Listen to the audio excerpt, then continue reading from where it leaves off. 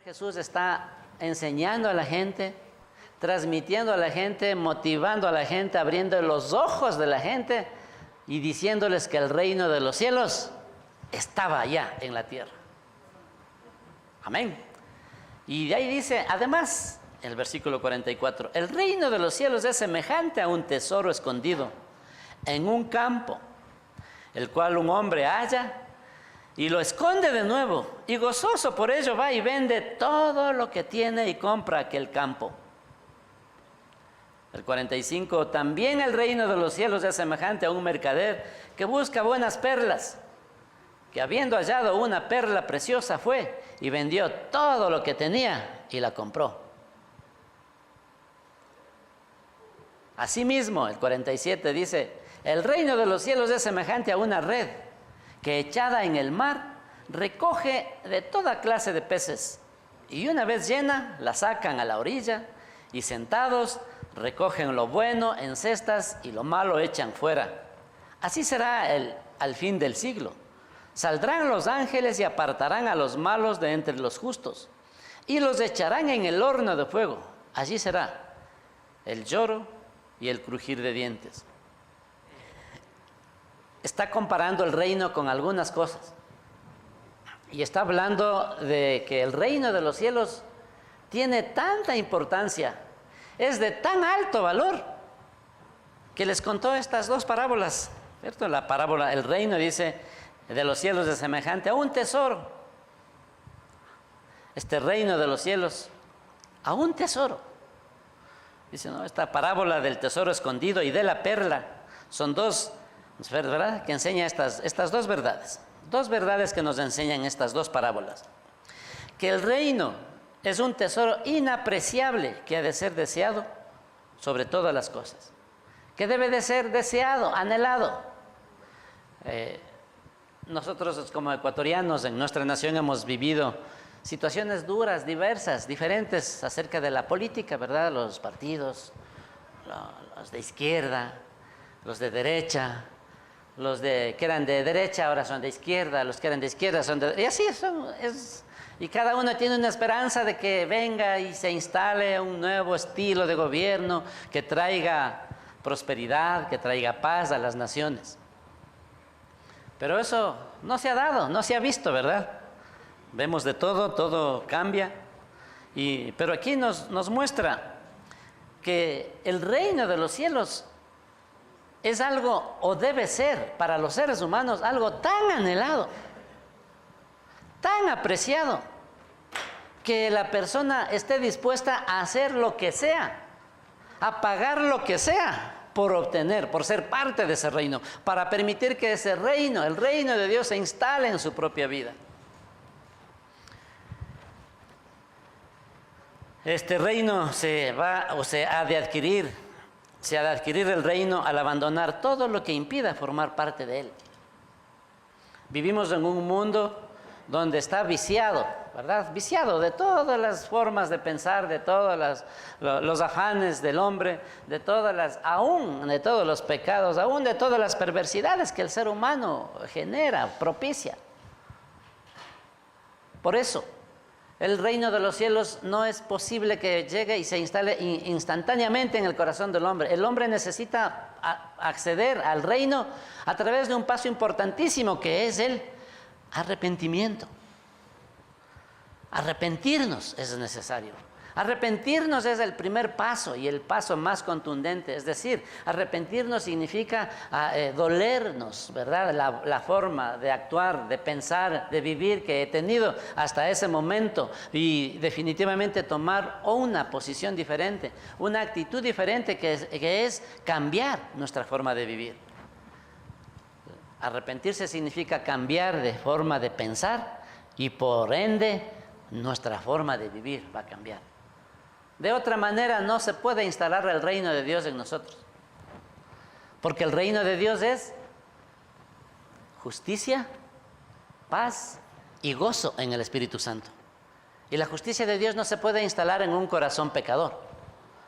No se puede instalar en una persona que quiera o anhele vivir la doble vida.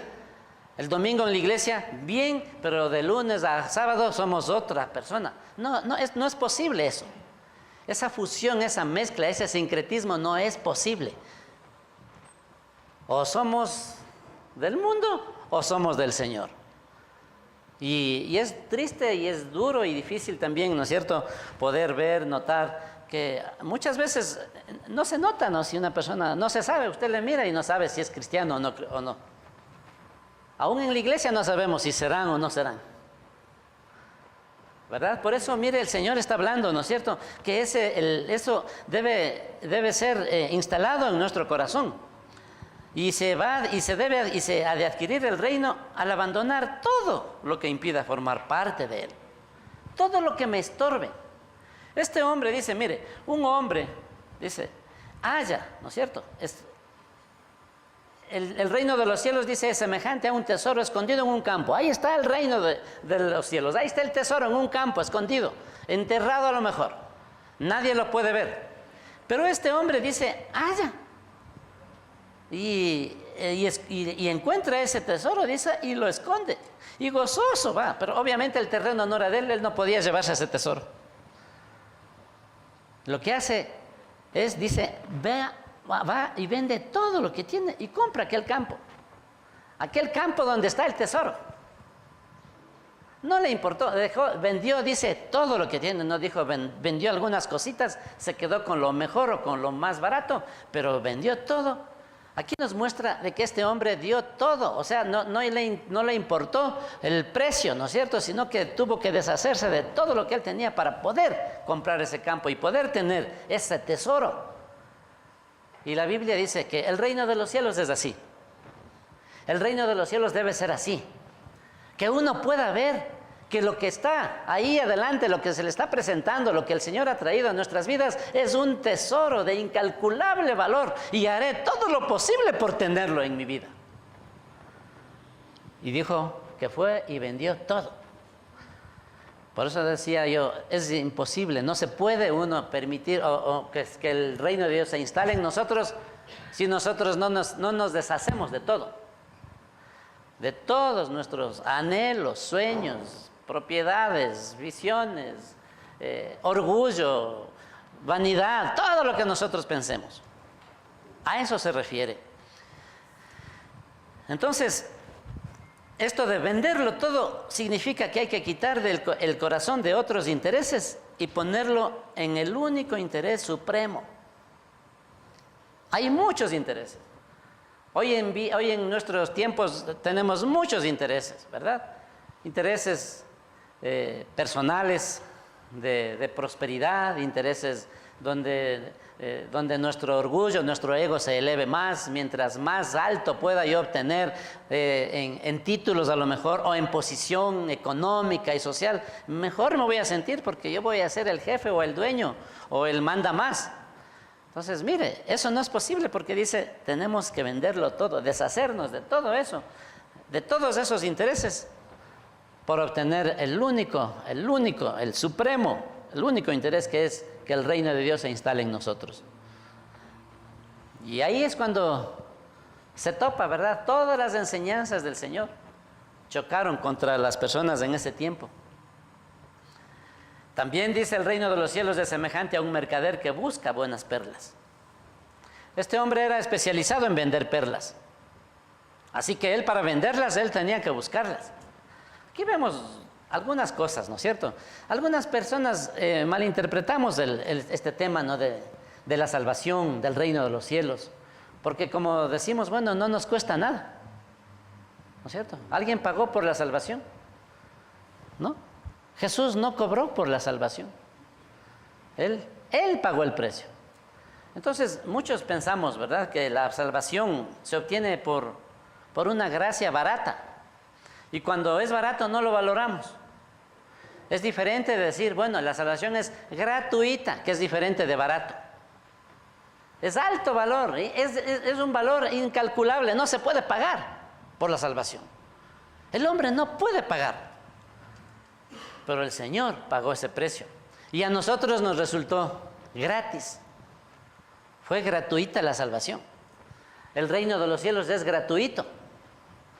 Y por eso nosotros no lo valoramos, porque decimos, eso no vale nada. Pensamos, no vale nada porque no te costó. Pero ahí hubo una persona que pagó por ese regalo que quiso darnos a cada uno de los seres humanos. Entonces, el reino de los cielos no tiene precio, hermanos. Y estamos hablando del reino de los cielos, del reino que Jesucristo vino y anunció y fue profetizado de que el reino de los cielos se establecerá en la tierra. No se ha establecido en su magnitud, en toda su magnitud, sino parcialmente.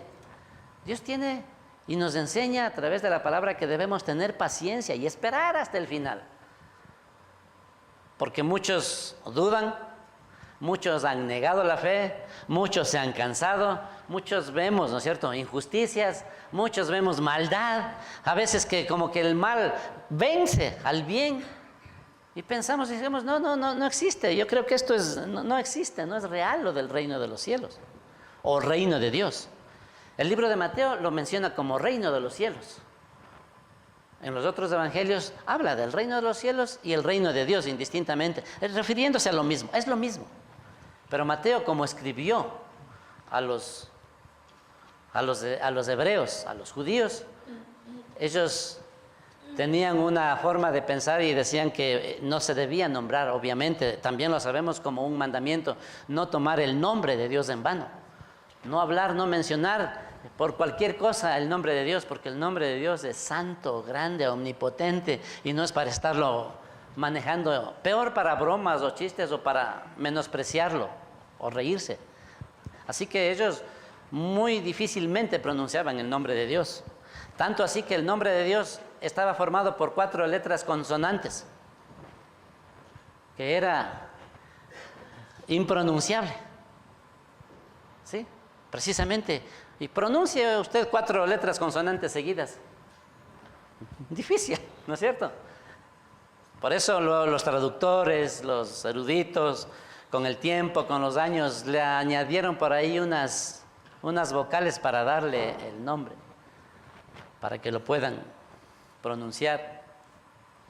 Pero vemos que eso es verdad, el reino de los cielos no tiene precio porque es tan valioso que no es posible pagar con dinero. No hay dinero que se pueda pagar. Y dice que este hombre buscaba perlas y habiendo hallado una perla preciosa, fue y vendió todo lo que tenía y la compró. ¿Sí se dan cuenta con la parábola anterior? Es lo mismo, ¿no es cierto? Va lo mismo.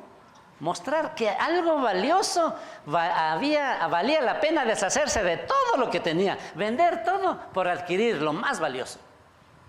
Es decir, valorar el reino de Dios como algo muy valioso, más valioso que todo lo que nosotros podamos imaginar. Porque estos hombres se deshicieron de lo que tenían, de todo lo que tenían, para poder adquirir.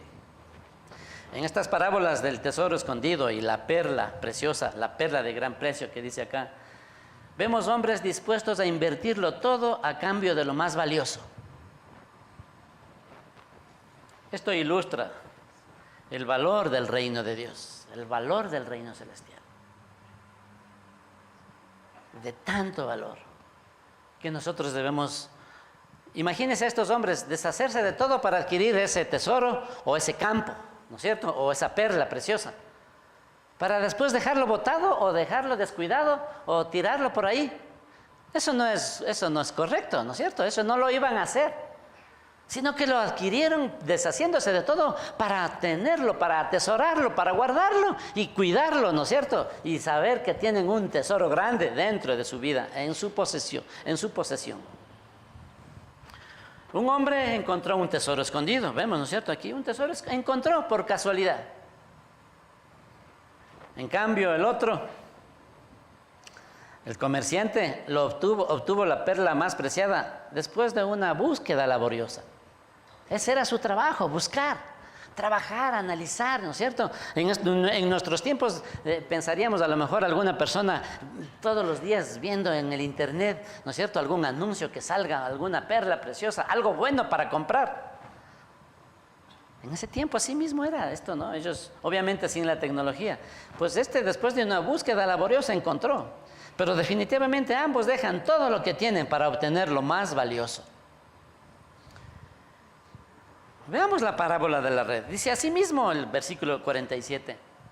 Asimismo el reino de los cielos es semejante a una red que echada en el mar recoge toda clase de peces y una vez llena la sacan a la orilla y sentados recogen lo bueno en cestas y lo malo echan fuera.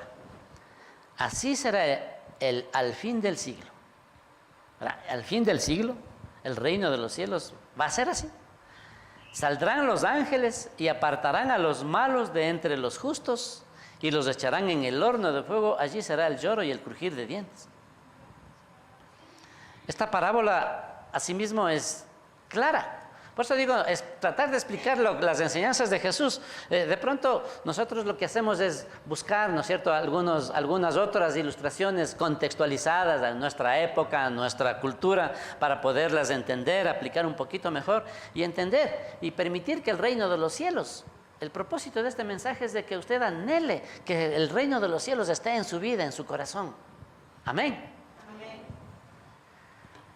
Y en la parábola de la red, vemos que solo los peces buenos, dice, ¿no? Solo los peces buenos, o que se refiere a los justos. ¿Cuáles son los justos? Los justificados, los que nos hemos arrepentido de nuestros pecados y hemos recibido a Cristo en nuestro corazón y se ha instalado el reino de los cielos en cada uno de nosotros. Ahí somos llamados por el Señor justos. Porque se entiende, ¿verdad?, que un hombre, una mujer que tiene a Cristo en su corazón va a hacer lo que dice la palabra. Vamos a obedecer lo que dice el mandato de Dios, el consejo de Dios. Por eso el Señor nos llama justos. Él en fe nos dice justos, mis santos. ¿Sabía que usted es santo? ¿Usted es santa? Es diferente de lo que habíamos aprendido y conocido, ¿verdad?, a través de la iglesia tradicional, donde ahí alguna vez entró a la iglesia una señora, me recuerdo, y buscaba, ¿no?, por las paredes, y dice, ¿y los santos? Me preguntaba de los santos, y yo señalé a las bancas, le dije, ahí están. Así dice el Señor, a los justos, a los santos, seremos apartados. Esto debería darnos temor o debería darnos una emoción, una gratitud. Debería emocionarnos, ¿verdad? Va a llegar el momento, va a llegar el final. Ahí sí será, ahí sí vendrá el Señor a establecer su reino completamente, a limpiar nuestra era, a limpiar el mundo de toda maldad. Porque dice, lo malo, así como la red, cogen una red, no sé si han visto, ¿no?, los que hemos estado a veces en la playa, en el mar, en un puerto donde pescan. La red, hay de todo, ¿no es cierto? Sacan ahí, ¿no es cierto?, de toda clase de peces. Hasta piedras salen a veces. Salen algas, ramas. Entonces, abren la red y ahí van escogiendo, ¿no es cierto? Lo bueno lo ponen en una cesta y lo malo al fuego. Así será el reino de los cielos. Pero eso va a ser al final, ¿no es cierto? Entonces, esta parábola nos muestra que los justos, solo los buenos, los justos, los peces buenos. ¿Cuántos peces buenos hay acá? Amén. Peces buenos, dice. O los justos, ellos pueden entrar al reino. Los discípulos dejaron, mira, a mí me llama la atención, ¿no es cierto? Cuando Jesús salió, tiempo atrás de este pasaje, cuando él ya estaba enseñando, Jesús salió después de orar toda la noche y salió por la playa a buscar a sus seguidores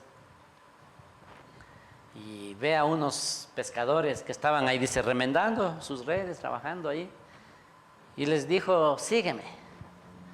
Uno de ellos, Andrés, Juan, Jacobo, Pedro, ¿verdad?, los hijos de Zebedeo, eran pescadores, gente humilde que vivía de su trabajo diario, de la pesca.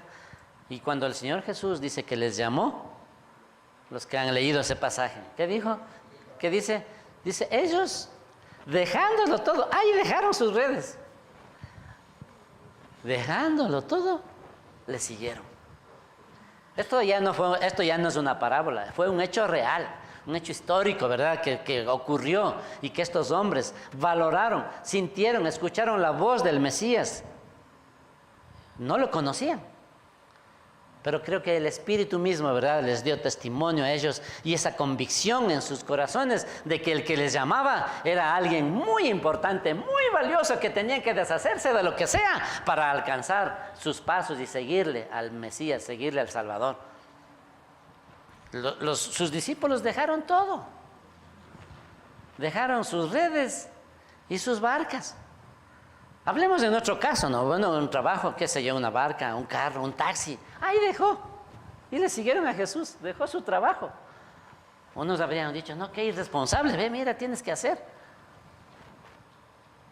Y eso es valioso porque pudieron entender que el reino de los cielos es mucho más valioso, infinitamente más valioso que lo que nosotros consideramos valioso, que lo que nosotros tenemos o somos. Así también todos los que buscan el reino de Dios lo encontrarán. Así que el propósito de estos pasajes es el poder motivar a la gente, y el Señor les ponía, les confrontaba, les decía, ¿y qué vas a hacer tú? O sea, no les preguntaba directamente, pero les decía, miren, el reino de los cielos es así. Otro momento predicaremos de lo que era la levadura. Pero mire lo que el Señor les pone, ¿verdad? Les confronta con su estilo de vida versus lo que es el reino de los cielos. Y que el reino de los cielos ya estaba en la tierra, entonces llamaba a la gente a ser parte de ese reino de los cielos. Es un reino donde nosotros, si somos parte de ese reino, como cuando alguien viaja a algún otro país, ¿verdad? Cuando se viaja a un país a lo mejor muy lejano, de una cultura totalmente diferente, usted tiene que adaptarse a la cultura de ese país, ¿verdad? A lo mejor tienen otras leyes, otras reglas. Acá en nuestro país no hay problema, ¿no es cierto? Podemos circular, cruzar las calles por donde nosotros queramos y no pasa nada. Esa es nuestra cultura. A veces no alcanzan a cruzar, son atropellados, mueren. Pero en otras culturas no es así, ¿no es cierto? El peatón no puede poner su pie en la calzada. Tiene que esperar que el semáforo se prenda, ¿no es cierto? Le dé paso ahí para cruzar. Y si usted se adelantó, en pocos minutos ya le cae ahí un agente, un policía. Y le enseña, ¿no es cierto? Dice que no son así las leyes. Tiene que respetarlas. Si es que no les llevan preso. Asimismo, el reino de los cielos es justamente como un país, ¿no es cierto? Como una nación donde el rey es nuestro Señor Jesucristo. Y cuando hablamos de un reino, estamos hablando de un territorio, un reino necesita un territorio, un espacio. Obviamente, por eso es el reino de los cielos, el reino le pertenece al Señor, todo el universo le pertenece al Señor. La tierra está una parte bajo el dominio de Satanás y otra instalado en el corazón de la gente el reino de Dios. Pero en un momento Dios pondrá en orden todo eso. Y para ser parte de ese reino uno necesita aprender las leyes. Asimismo, en ese reino tienen su legislación, tienen sus leyes, sus reglas. Aquí están las leyes, las reglas para poder ser habitantes, para poder vivir en ese reino sin causar conflicto y vivir en paz y disfrutando de todos los beneficios que me ofrece ese reino. Entonces, el legislador es nuestro Dios Todopoderoso, el que estableció las leyes, y no son así, ¿no es cierto?, que viene la siguiente asamblea y ya cambia, ya anuló. No, lo que está escrito, para siempre. Cielo y tierra pasarán, dice, pero mi palabra no pasará. Pasarán los cielos, pasarán los ríos, los años, pasará la tierra, pasará todo, pero la palabra no va a pasar. Está en vigencia. Lo que dice aquí del reino de los cielos está en vigencia, mis amados. Anhele el reino de los cielos en su corazón. Pero para eso hay que deshacerse de todo lo que le estorbe. Si cree usted alguna cosa tiene en su vida y cree que no le estorba, pues no se deshaga. Pero si cree que le estorba, usted tiene que deshacerse. Pedirle, preguntarle al Señor, Señor, esto me estorba. Obviamente, si usted está en pecado, un pecado por ahí, viviendo como no debe vivir, no le va a decir, Señor, esto me estorba.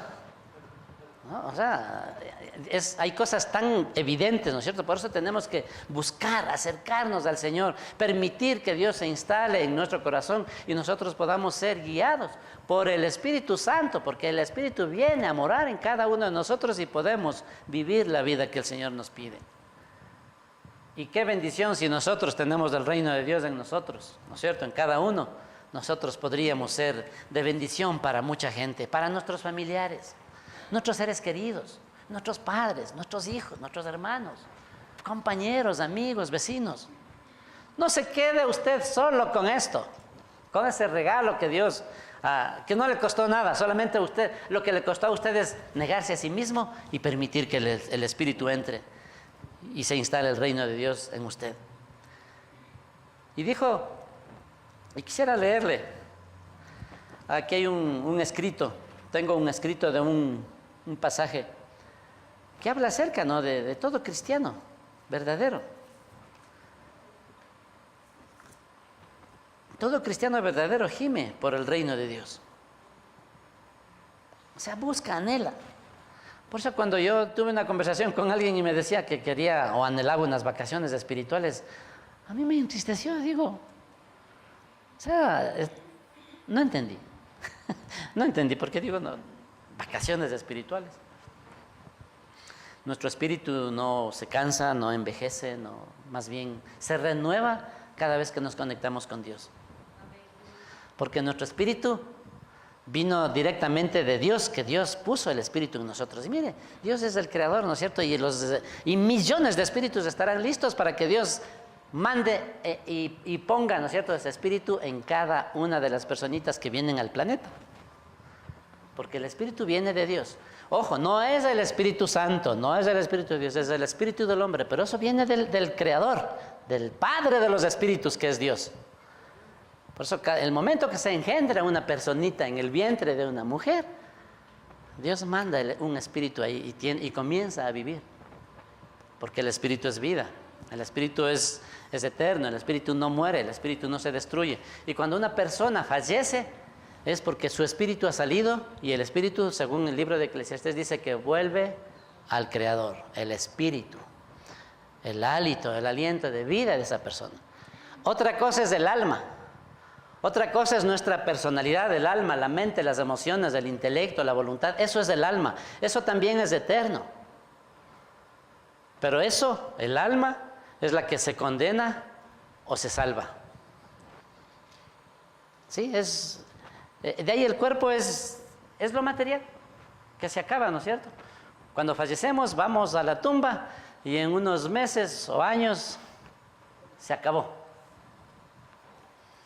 Por eso el alma, ¿no? Por eso cuando la palabra habla de almas, ¿no es cierto?, se refiere a nuestra alma, el alma del ser humano que necesita esa salvación. Necesitamos nosotros en vida tener ese encuentro con Dios, en vida tener ese encuentro con el reino de los cielos, que el reino de los cielos se instale en nosotros para alcanzar la salvación. Una persona, una vez fallecida, no puede alcanzar la salvación, ya se le acabó su oportunidad. Nos han engañado, ¿verdad?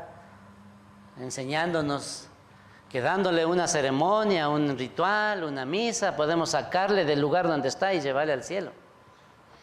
Eso no existe en la Biblia. Eso no dice la Biblia en ninguna parte. Por eso, mientras vivimos, necesitamos aprovechar el tiempo, abrir nuestra mente, nuestro corazoncito y permitir que Dios entre en nuestro corazón. Amén. Y ahí mantenerlo, ahí atesorarlo y no dejarlo que se pierda por nada del mundo. Así es, por eso es un tesoro escondido, ¿cierto? La perla de gran precio. Después de tenerlo, ¿cree que estas personas, estos hombres lo maltrataron, lo malversaron, lo dejaron por ahí tirado, lo descuidaron? No, si les costó tanto. Por eso es importante hacer en este momento una pregunta. ¿Hay alguien? ¿Habrá aquí alguna persona que anhela que ese reino de los cielos se instale en su corazón? ¿Puede levantar la manito? ¿Sabe cómo se instala ese reino? Solamente declarando con nuestros labios, pidiéndole al Señor, primero que nos perdone nuestros pecados, arrepintiéndonos de nuestros pecados, y luego invitándole a que Él entre en nuestro corazón. Ahí se instala el reino de Dios. Y ahí sí viene, ¿no es cierto? Y no es que al instante, el reino de Dios, somos ya ciudadanos del reino. Pero necesitamos aprender la Constitución, las leyes de ese reino. Si no, vamos a estar chocándonos por ahí. Vamos a estar pataleando, produciendo problemas en nosotros y en los demás. Así de sencillo. Eso es el reino de los cielos. Y solamente depende, ahí sí depende la decisión de la decisión del ser humano. Porque el Señor, Él nos creó, todo el universo, todo lo que ustedes ven, el mundo, la tierra, el mundo, los cielos y lo que en ellos habitan, todo es de Dios. Aún nosotros le pertenecemos. Y aunque le pertenecemos, el Señor no nos impone, no nos obliga y nos dice, tienes que coger, tienes que abrir tu corazón.